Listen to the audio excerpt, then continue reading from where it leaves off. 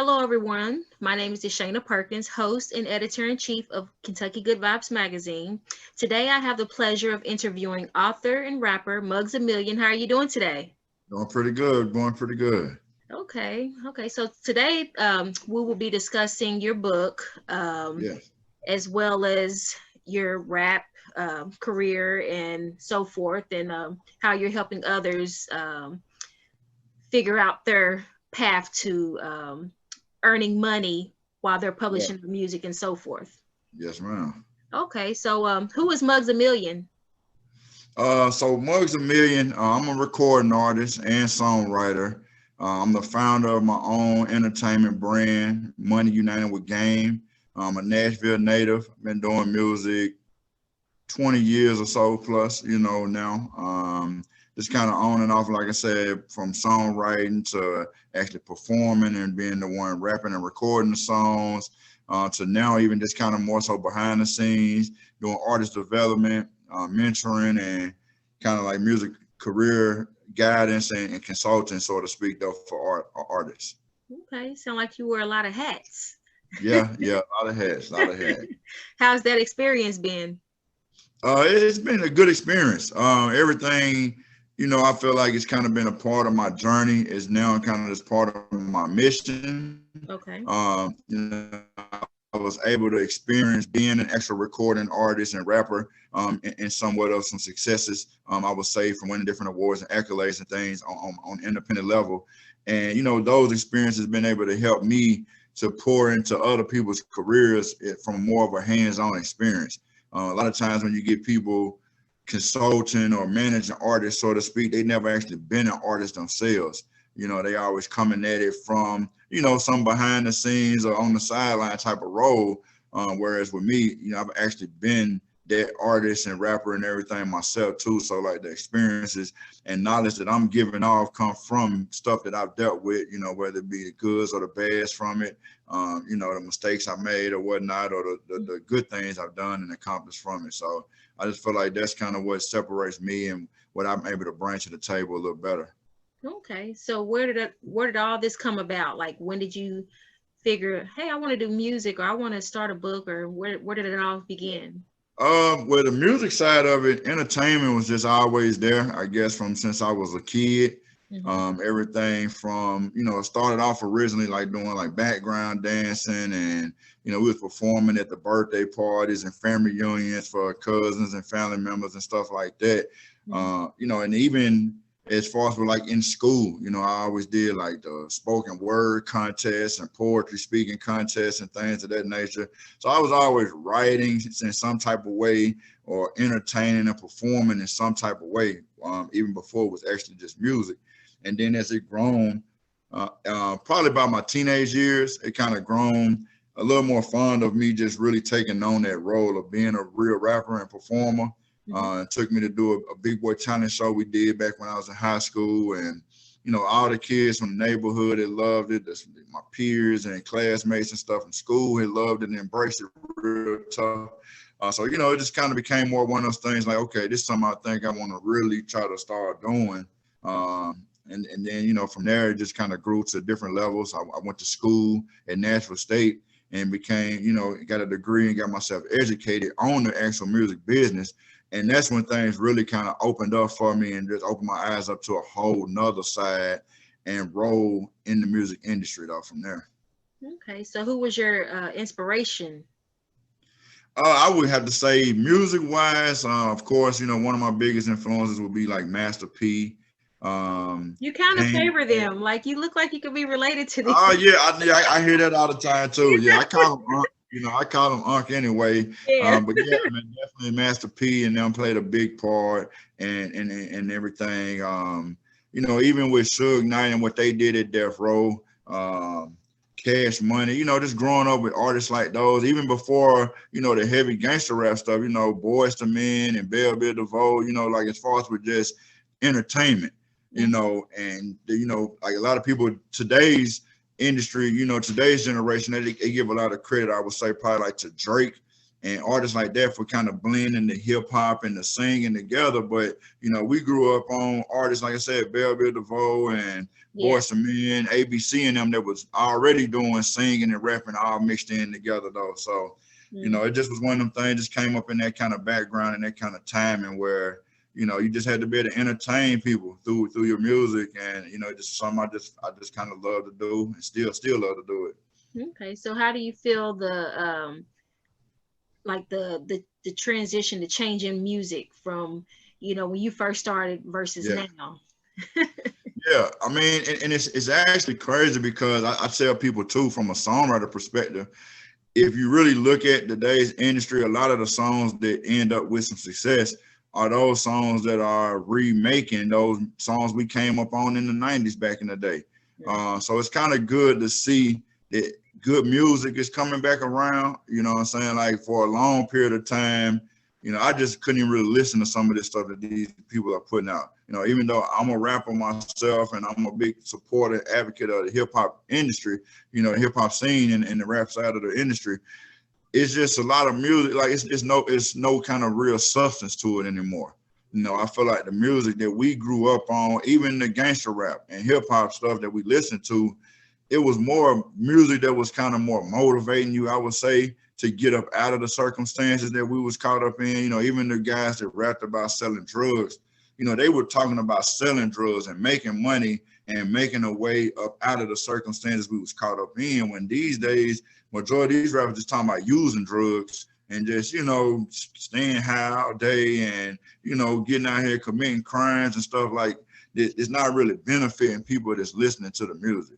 You know, like I said, the influencers that we had, at least they influenced us to own stuff, to get money. You know what I'm saying? Like, I just don't really see the music these days motivating these young people to want to become anything productive, you know, or do anything productive these days.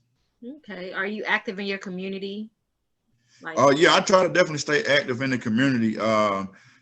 June of last year, so when they did the big Blackout Tuesday within the whole music industry, last year, right after that, a couple of weeks later, I actually put together and organized with a few other people here in the city of Nashville, and we did a March on Music Row. We did a band together of all the different music genres and different people in the city came together and did, you know, put our political stance on equality and equity, equality and things of that nature within the music community as a whole, but more so for the music community here in Nashville too. You know, Nashville is the music city and music capital of the world, yet a lot of the genres outside of country music are being left behind and left in the dark to the resources and the opportunities that come through Nashville on a regular basis. And so, you know, I kind of, you know, spearheaded a movement with that. I've been big and political in my music videos and whatnot, standing on Black Music Matters. And then here recently, we just founded our nonprofit organization, We Owe Us Foundation.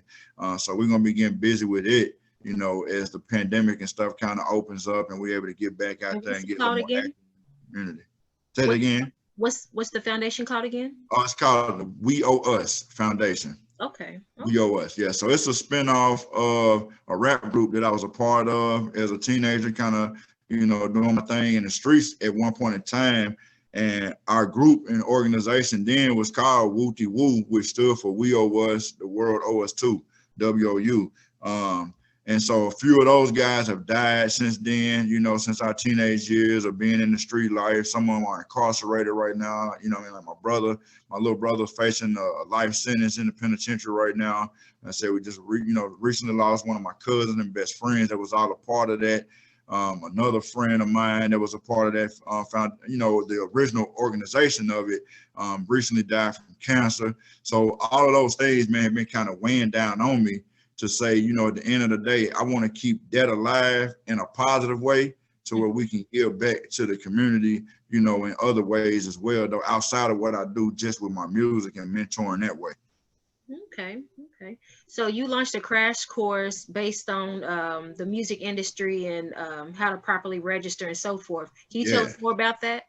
All right. So the music industry crash course came off the heels of me kind of taking a break, so to speak, from my career as a recording artist. In 2014, right at the end of our last little tour run that we were on, I kind of, you know, the idea just kind of manifested itself and came about where I basically took my education and my experiences in the music industry and created what is exactly what it says, a music industry crash course. And what I did with the crash course was created a curriculum that consists of some of the beginner level things that most people in the music industry jump right over when putting themselves in the career in the music industry. So we cover topics like the split sheet and copyright and your performance royalties, how those are being made by getting affiliated with a performance rights organization. That's your BMI and ASCAP and stuff like that, and getting yourself set up with your own publishing company, and just kind of, you know, giving artists, you know, primarily for the artists, because again, I'm a big advocate for the recording artists themselves. And I just wanted to kind of be a bridge of educating them on some of these small things that are very big and super important when it comes time for them to start releasing music and actually wanting to recoup and make money from it. Okay. So with that being said, how much is your book and where can we find it? So my book is right now, you can get it on the website. That's the copy of it right there. Indie music, major business. Yeah, so it's just $25. That includes the shipping. And then we also got the book bundles on there that comes with the book. You get a copy of the album. You get the Money United with Game drawstring backpack and the wristbands. The Black Music Matters package. Yeah. You got your whole little bundle pack. Yeah, so we got the bundle packs too, though. But the book is on the website, our company website, which is moneyunitedwithgame.com. Just like it sounds, moneyunitedwithgame.com. You can go on the website, or if you find me on Instagram at MUGS_Amillion, just like it sounds, all one word, MUGS_Amillion. The link is in my bio and stuff on there also. Or you can shoot me a DM, you know, if they tune in right now and they checking it out, you want to shoot me a DM, I can get you a link over to where you can find the book. But yeah, right now we just kind of doing everything, trying to keep that whole ownership in perspective. And, you know, like a lot of small business owners don't realize when you have a website, like that is your store location. That's your store. And so we have to start getting a lot more versed and conditioning our fan base and our following to start going to those websites of ours to support it. The same way they go to, you know, fashionnova.com or target.com to buy stuff. Like, my products and services are on my website. So, you know, that's where they can go and check out all of that. We got other services and stuff that we offer as well. You can book your mic class right there. Right now, I'm doing a special. So anybody that enrolls in the music industry crash course, you get a free copy of the book. Okay. So you go to the website and you sign up for the music industry crash course. It's coming with a complimentary copy of the book, Indie Music, Major Business. Okay. So, you know, like starting out when you first start doing your music, I know I used to do music as well, but a lot of people were doing the poor man copyright where they, you know, write it, put it in an envelope. Put it in, mail it to yourself. Yeah. Oh, yeah. I mean, some people say it's legit and some people say, no, it's not, you know, but what do you think about that? Well, so the whole misconception of copyright, what people don't really understand is, so when we were doing the poor man's copyright, you know, to a degree, I guess it was kind of giving you some kind of record of saying, hey, I wrote this song way years ago. I'm here go where I mailed it to myself, never did open it up. But people don't understand that that's not really the real purpose of registering your music with the Library of Congress. So when you register a copyright, what that does is it allows you to sue in the federal court system, opposed to suing in just a civil court. So the whole registering your song with the copyright isn't to prove that you wrote it as much as it is for you to be able to have certain legal actions now. Because again, you can go back to your recording session and prove, hey, here's the date right here where I recorded that song years ago. Or here's an email where I emailed it to the A&R department years ago, and it's where they stole my song from when I first emailed it to them. But what you're doing by registering it with the Library of Congress and registering official copyright is you're allowing yourself those extra layers of a lawsuit. So when you see those big lawsuits, like going back to who was that, the Marvin Gaye family, when they were suing Pharrell and Justin Timberlake and them on the one song, and they won for $7 million. So when you get those large lawsuit amounts like that, that comes by way of the song being registered with the Copyright Office, and you can sue in federal courts, because federal courts allow you to sue up to $100,000 per infringement. Oh, okay. So if a song gets, if it sells 3 million copies and you copyrighted, infringed on my music, then I'm able to sue you, not saying that I would, but I could sue you up to $100,000 1 million times per every time this song got infringed on. Whereas say I didn't register that music with the Library of Congress and do a copyright the proper way, then I could only sue in civil court. Civil court is like your Judge Joe Brown, Judge Judy type of situations where the most you can sue for is $5,000. So if you're talking about going into a courtroom and trying to sue Jay-Z for copyrighting one, infringing on one of your songs, and the most you can get out of the lawsuit is $5,000, it's going to cost you more than that to fly back and forth to New York after they stalled the trial 2 and 3 different times. You know what I mean? So it's like, that kind of money is not even going to be worth a lawyer even jumping in and getting involved if you don't have it fully registered the proper way. So registering with the copyright is more or less that than it is what we thought it was with the poor man's copyright, just to say, oh, here's my proof that I wrote this song, and I recorded this song 3 years ago or whatnot. Okay. So yeah, it's definitely some great areas in it that I like to make sure people actually understand how it really works. Absolutely.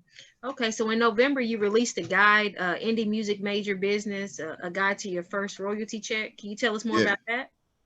Yeah, so that's the book, man. Indie Music Major Business, a guide to your first royalty check. So what I basically wanted to do with that, with the book, was step outside of the music industry crash course and go a little more in depth into my story and my journey in particular.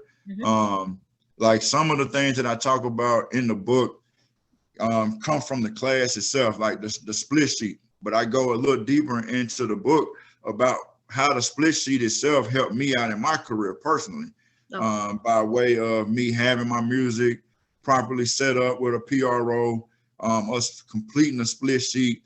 And what it did in the long run was allow me to be able to prove in a litigation that I was facing myself with some music situation, and I was able to get myself added back to a song that I co-written on, and got awarded a Billboard award for it though, because the album that the song was on went #1 on the Billboard charts. And so therefore, with me having that split sheet stuff that I teach in the class and talk about in the book, I was able to accomplish that, and so I want to tell that story and tell different other sides of my story on how I've used some of these same things that I teach people in my class, and I've been able to actually make money from my music by doing these things though. I talk about the placements that I have on BET and Oxygen Network and how I'm getting paid for those every time they come on television. I talk about how, when I go out on my promo tours and stuff like that, how I'm registering those live performances and I'm being paid money, not from the club owner, not from the promoter of the club, not from the door sales, but I'm being paid from CSAC or BMI, which is my performing rights organizations. I'm being paid from them just because of the live performance of my songs that I have registered in my catalog with them. So I just wanted to kind of, again, not just talk about how people are doing certain things in the industry, because some of this stuff, you can just Google most of it and it's out there.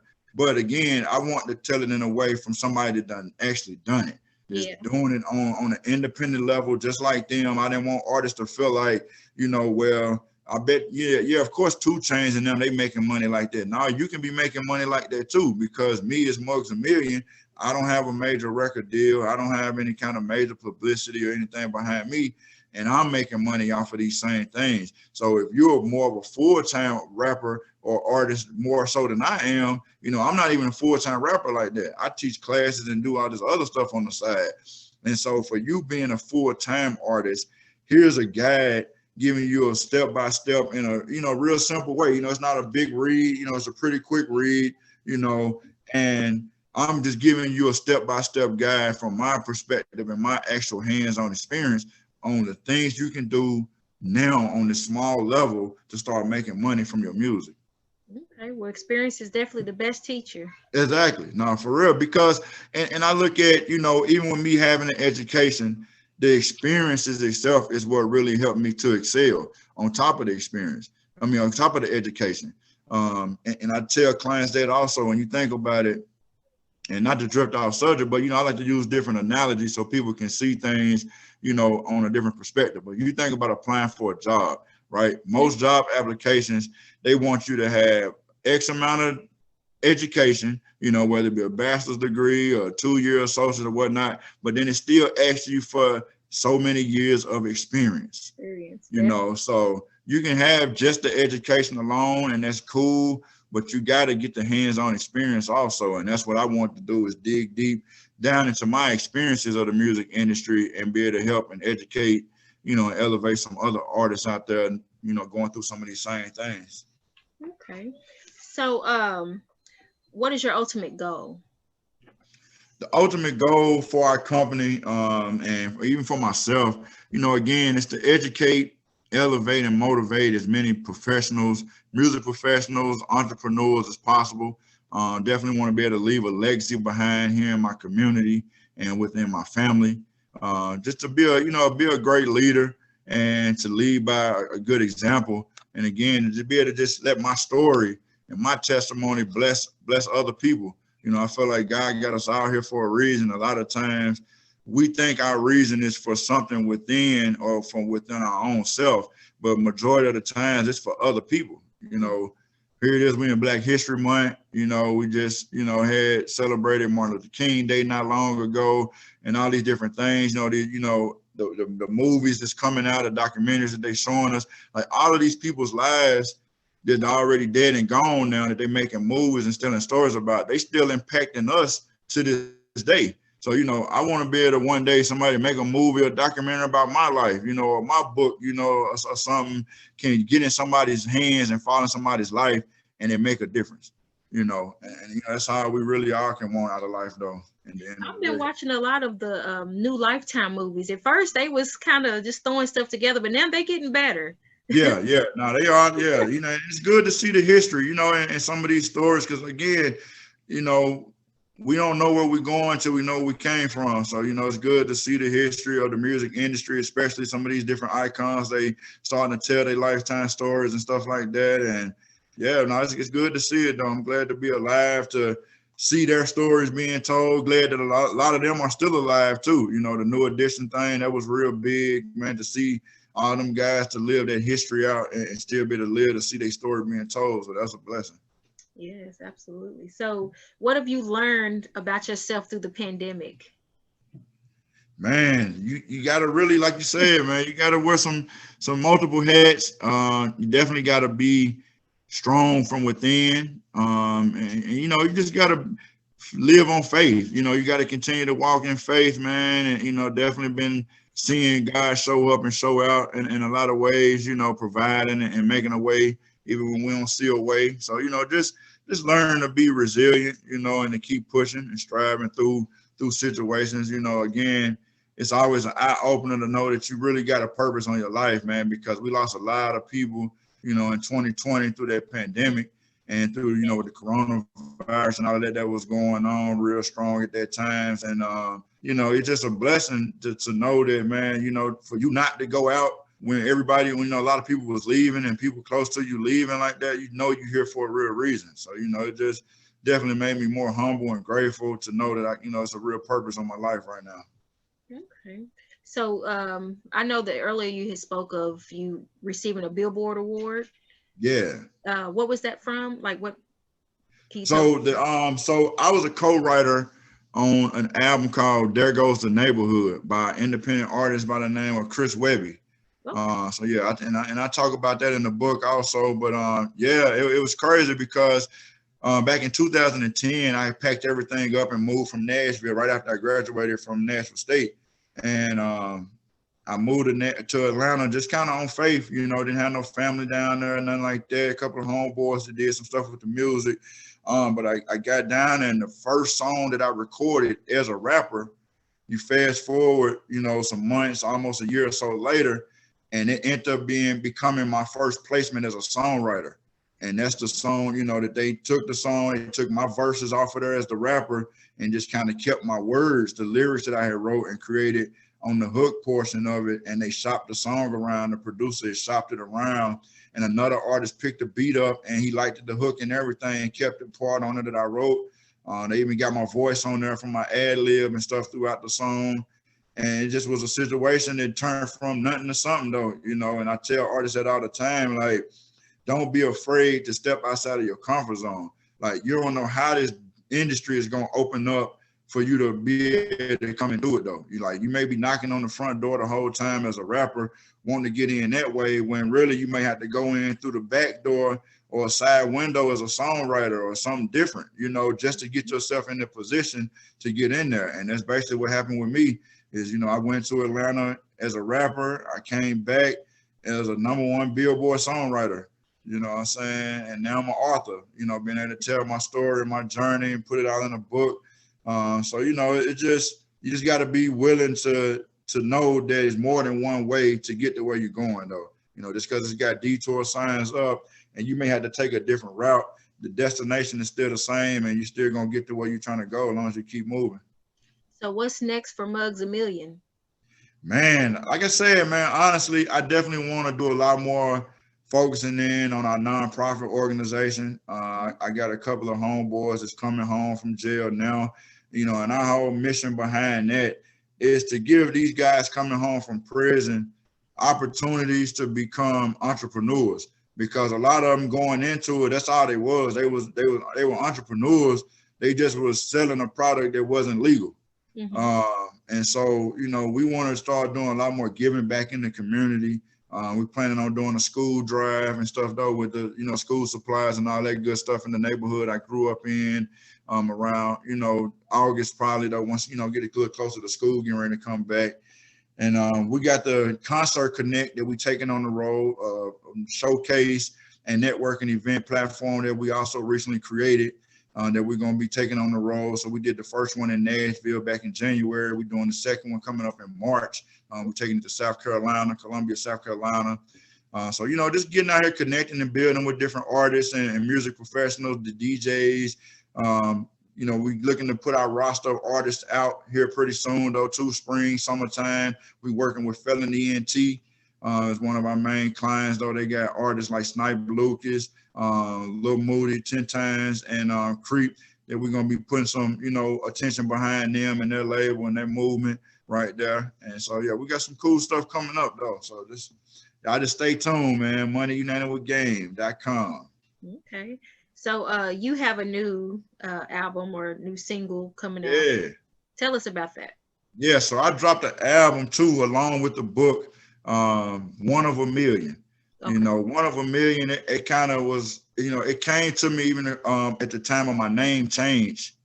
When I changed my name to Muggs Amillion, God kind of gave me a purpose behind changing my name. And which was because my original stage name was just MUG, the letters MUG, which stood for Money United with Game. So before it was even my company name, it was my name as an artist. And it kind of outgrew me. And, you know, God had a different plan and vision for my name. But when he gave me the name Muggs Amillion, it was more about me being an example for other people and being a voice for other people. So Muggs Amillion became Mug being one of a million. Not one in a million, but one of a million, though, because I'm one of a million black men that grew up without his father in his life.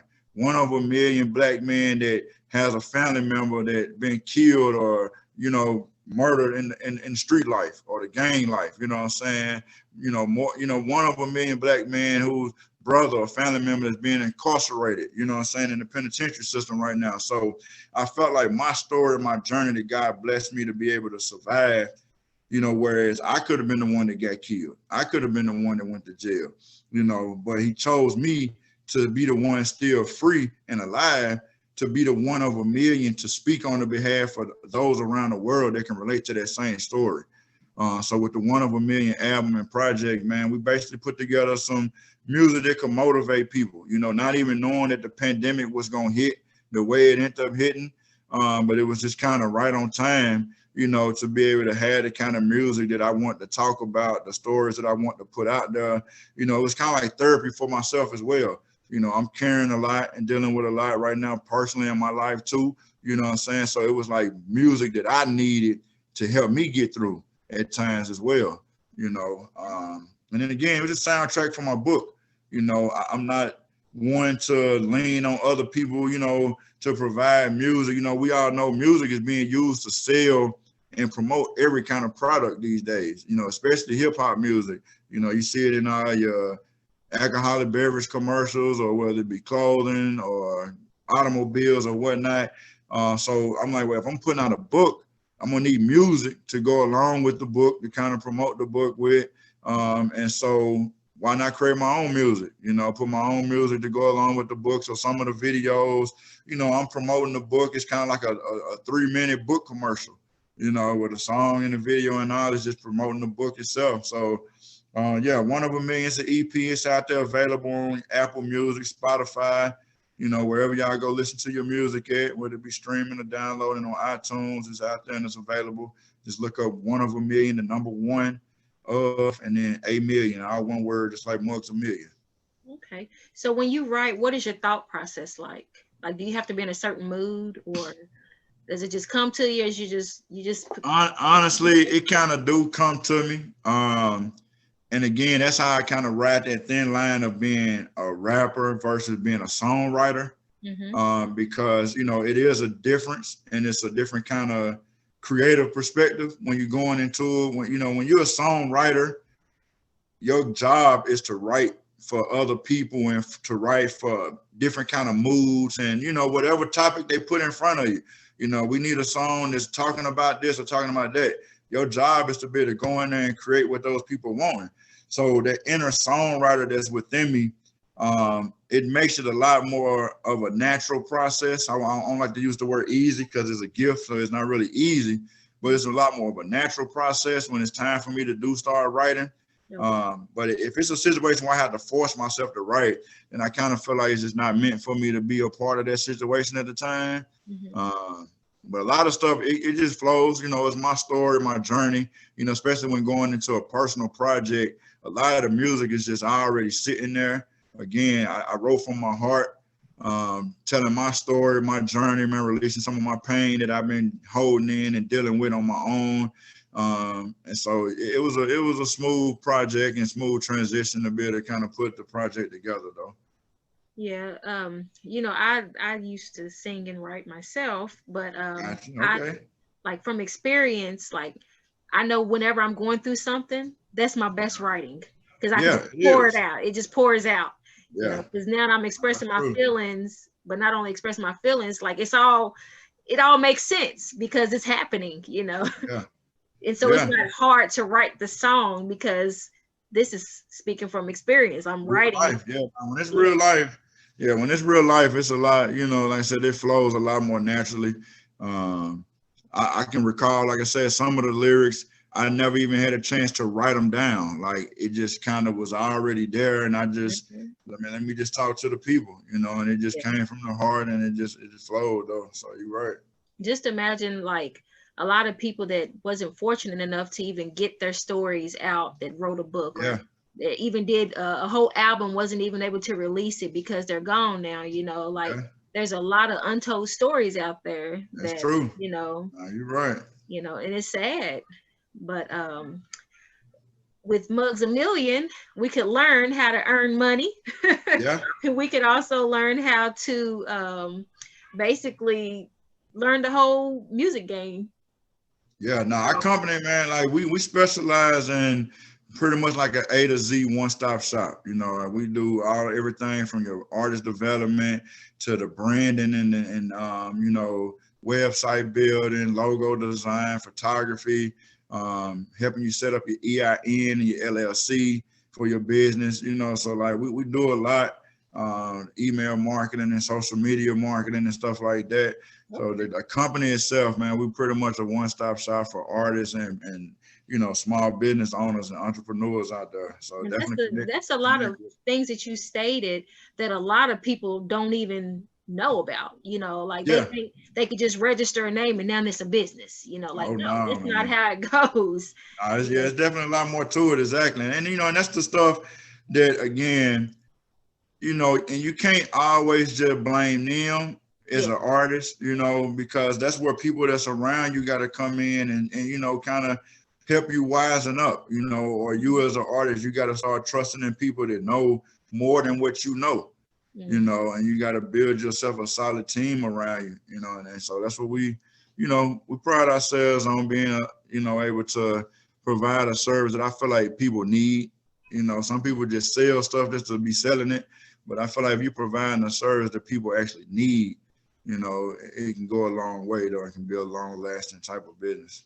So do you all have a studio where people can record and We so got a forth? recording studio. We have an office where you can come do consultations at. We have a conference room and a classroom. So, you Okay. know, when the pandemic and stuff kind of opens back up, you know, we definitely going to be getting super active again. And yeah, like I said, though, but yeah, we got a recording studio spot that our artists and stuff that's affiliated with everything we got going on. They go and record. But yeah, like I said, we're pretty much a one-stop shop. I have a whole recording. I have all the equipment, but don't know how to use it. Ah, gotcha. Everything, everything. The microphone was like Man, $600. yeah, I only probably used it once. You gotcha. know, Hey, it's just a lot of stuff that I have that I don't even know how to use, so it's just been put away. I got you. By the time to bring it on now, put it to use then. Yeah. Okay. So, is there anything else that we left out that you would like to share? No, I think we covered pretty much a lot though. We covered it all. Like I said, the book, indie music, major business, man. Y'all make sure y'all go check that out. Um, They can check that out. Like, purchase that where? so it's via the website, moneyunitedwithgame.com. Money United with Game.com. So Yeah, the whole, what you just said. yeah, all of that. Okay. All of that. I For mean, real. it's just a super, and again, like I said, that started off as my stage name. So, you know, it was like a struggle, you Yeah. know, but people always used to tell me, it was like, man, it just sounds like it's a group of y'all. It don't sound like one person. So So it where just, did that name come from? Like, where did you come up with that name? man, this is crazy, right? So actually back in January, my birthday had just passed. And so we just celebrate. We actually 2021 is the 20-year anniversary for that name, for Money United with Game. Okay. So I've been telling this story here this year a lot. So on my 18th birthday, Mm-hmm. I was watching this documentary, and it was a documentary on pimps. And so the guy, yeah. So the guys in the documentary, you know, they were just kind of talking about the whole pimp game and how, you know, you either got a little money or you got a little game, Mm-hmm. you know. And my rap name at the time is crazy. My rap name was just Mug, just the letters MUG. You know, it wasn't no acronym or anything like that. But this the guy was saying, you know, you needed a little money or you needed a little game. I'm saying to myself, well, what if you got a little bit of both? You know, what if you got a little money and a little game? And as I'm saying that, you know, I don't know those that my name being Mug, the letter, it just all just came together and just was Money United Game, Money United with Game, and it just came out. And like I said, 20 years later, man, here we are, you know. And it's something how everything just comes together. You be like, oh, Yeah, that's and it grew so bigger than what it seemed like from telling, you know, from telling the story. You know, it's nowhere near on that type of a level. It's more about educating and giving out knowledge and wisdom on what to do with money, though, because you get a lot of people that come across money, you know, or you know, people that's into the music industry, and it's like everybody just ready to get paid, ready to get paid. Okay, so when you get your first royalty check, like, what are you gonna do with the money, though? You mm, know, that's the $1 million question. It's like you get the money and then what? And that's what most people don't know what to do, is what to do when you get the money. You invest know, back so into having yourself, that, what your worth exactly. is. Yeah. Yeah. So having that game, you know, is really where it comes in, and the game being more so just knowledge. You know, my money is united with game. You know, I don't just got some money. I got money backed by knowledge and wisdom of what to do with it, though. you know, how to invest it or how to even earn money though. You know, again, a lot of people jump into the music business because they want to make money. Well, do you even know the ways to make money from the music? You know, again, so it's like, you know, money united with game, man. You got to understand money to be able to make money. Heard it from the pimp. Yeah. Yeah. But, hey, happily married now though, but you know, Okay. it's all good. It's all good. So with that being said, I guess we've covered everything. Yeah. You said you didn't have any other projects other than your No, like I said, I mean, we got a Money Night with Game compilation we're going to probably put out, like I said, celebrating the 20 years. Definitely want to get back to doing that. You know, of course, the pandemic, man, is just kind of in the way and all over the place right now, man. It's kind of, you know, changing some of the moves that we were planning on making. But for the most part, you know, the Concert Connect, we're going to be taking it city to city, bringing talent from Nashville and the Tennessee area and kind of taking them on the road to some other areas and markets. Like I said, we got Columbia, South Carolina coming up first.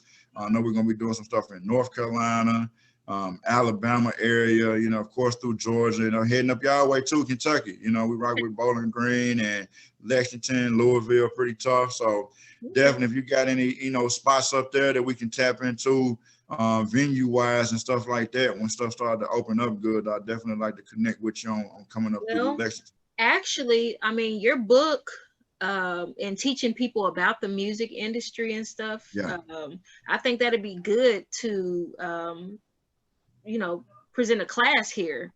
Yeah, definitely. A lot of young artists that I think will be good candidates for your class. Yeah, and that's what we're trying to do. So what we're going to be doing with Concert Connect is taking the showcase portion on the road, but prior to the showcase and the performance is me doing my music industry crash course, you know, with those same artists that want to come out and sign up for the showcase. Let's get y'all educated and elevated first, and then we put you on stage and let y'all have fun with it, you know. So your whole job is basically getting them the crash course out the way, letting them learn how everything works, and then getting them some concerts and there you go. Books. Yeah, there you go. Exactly. Yeah, because artists love to come out and they, you know, they want to do the fun part. Nobody wants to do the hard part, which is to sit there and learn and get educated. But you know, if we find a way, you know, that's our whole goal, is to find a way to do a little bit of both. You know, let's sit y'all down in an atmosphere where you can lock in on this education first, and then later on that evening we're gonna turn up and let you do what you want to do. You know. Okay. So how much is your courses? So the course, a one-on-one course is $125. Okay. And again, it comes with a complimentary copy of the book. But then you can do a group session of 10 or more, and it's only $50 a person. Okay. Okay. $50 per person. Yeah, so that's what we really try to aim to do, is the group sessions. 10 or more. Say it again. A group of 10 or more. Yeah, 10 or more. Yeah. Okay. 10 or more. Okay, I mean, that don't sound bad at all. Because and then we can do a group of 5 or less for $250. So you know, if you got a group of people, you know, it's gonna be better to go that group route anyway. You know, and we try to set that up because, again, it's about the artists getting educated, but not only the artists, but the artists and their team and the people that's around them, though. You know, because the artists, for them to fully focus on what their job and their role is to do, they're not gonna have time to go back and register their songs and all of this, but they still need to be aware of what's going on around them, and their people need to be aware. You know, especially if you know, you're a momager or whatever, doing, you trying to manage your little child, your teenager or something like that. You just a mama. Like, you know, I get it. You want to look out for your child, but you don't know this business that you're involved in either. So it's something good for parents to get involved in. They want to, you know, they want to guide and manage their children's career in the music industry, for them to at least know what some of this terminology is. You know, last thing you want to do is get caught off guard in a conversation with somebody that really knows the music business, and they shooting these different words at you and terms at you, and you don't even know what they're talking about, you know. And so you really end up doing your child more harm than good by you trying to represent them in something that you don't have no clue about, you know. Okay. Well, it was really nice having you to interview you here at Kentucky Good Vibes, and Yeah, it's a good vibe, man, in Kentucky. Appreciate absolutely. y'all. And I look forward to hopefully working with you in the future and trying to get you some students. Yeah, not for sure. Yeah, let's set something up for Lexington, Kentucky, man. I would love that. Kentucky is definitely one of our top 5 markets that we looking to build with. So yeah, I don't even have nobody officially on the ground in Lexington. I got people in the Louisville and Bowling Green type area, but Lexington is one of them ones. Y'all actually a little closer to Nashville too, I think. Um, I'm not sure. I don't know if it's Knoxville or Nashville. I don't know. I Well, know. yeah, y'all think y'all are on the opposite side, maybe then. Yeah, because Okay. y'all closer to Paducah, right? Yeah. Mhm. Yeah, Lexington, Paducah. Okay, yeah. Because I think we go like through the Clarksville way to get up through there to Okay. that way. Okay. Yeah. Yeah, I know that we Oh man, that's do cool. all parts of Tennessee to get to Atlanta. You could go either way. I got you. Yeah. Okay, well, it was really nice speaking with you. And Likewise. like I said, I look forward to following your work and hopefully getting you something squared away here. And No, that'll work. yeah, and hopefully making things happen. And I Good want to deal. learn too. I know. Hey, let's hook it up then. Yeah, that's for Okay. sure. Yeah, you can put your 4 or 5 people or something together, and I got you on the house, and we'll put it together, put a little Zoom or something like this together if we need to. Okay. Okay. And how long is the session? It's about an hour and a half. I normally just pencil in 2 hours just to kind of give it, enough room for Q&A and different stuff like that. Some people learn a little slower than others. So when you're doing it in a group like that, you just want to take your time and make sure everybody is comprehending the information the way you want them to.